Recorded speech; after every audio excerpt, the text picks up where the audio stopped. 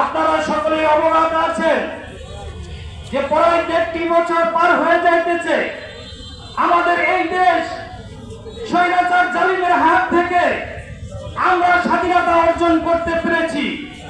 কিন্তু স্বাধীনতার পরে আমরা কি দেখলাম যে এদেশে আবার জুলুম, আবার নির্যাতন, আবার খুন, আবার বিভিন্ন ধরনের নির্যাতন শুরু হয়ে গেছে।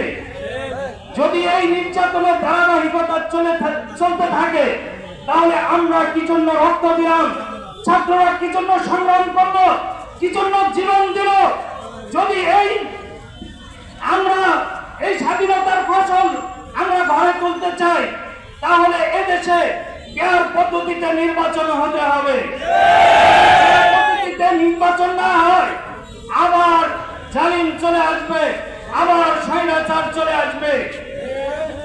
এখনো আমরা দেখতে পাচ্ছি যে যারা নাকি আওয়ামী লীগের দোষর ছিল, যারা নির্যাতন করছে, যারা খুন করছে, যারা গুম করছে, তারা মাঠে ঘাটে হেঁটে চলে বেড়াইতেছে। তারা এখনো গ্রেফতার হইতেছে না, তাদের শাস্তি হইতেছে না। এদের যদি বিচার না হয়, এরা যদি গ্রেফতার না হয়, এদের যদি শাস্তি না হয়, তাহলে এই দেশের মানুষ আবার এর চেয়ে বেশি স্বৈরাচার হয়ে যাবে।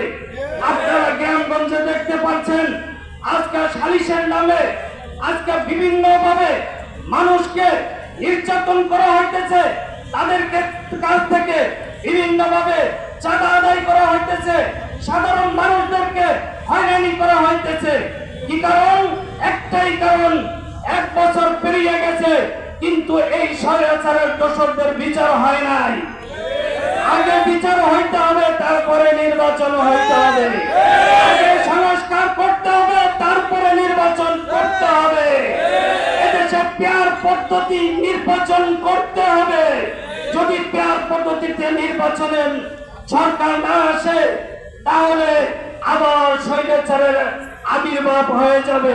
মানুষ আগে যে 16 বছর স্বৈরাচারের নির্যাতনে ছিল তার থেকে বেশি স্বৈরাচারের নির্যাতিত হইতে হবে।